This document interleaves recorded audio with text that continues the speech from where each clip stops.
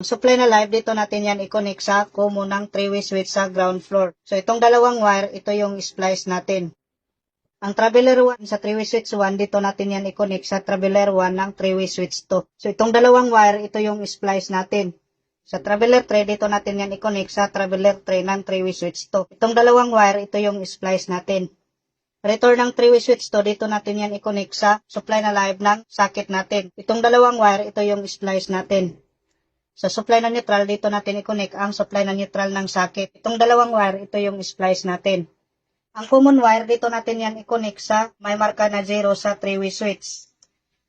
Ang traveler 1, dito natin yan i-connect sa may marka na 1 sa 3-way switch.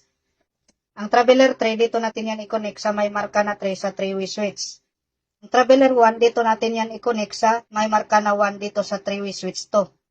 Ang traveler 3, dito natin yan i-connect sa may marka na 3 sa 3-way switch 2. Ang return wire, dito natin yan i-connect sa may marka na 0. Next, on na natin ang circuit breaker. Itong 3-way switch sa ground floor, kapag i-on natin to, so dapat iilaw tong bulb sa second floor para pagdating natin sa taas, maliwanag na. So pagdating naman natin sa second floor, pwede na natin yan i-off and on dito. Same lang din dito sa ground floor, pwede mo yan ma-off and on.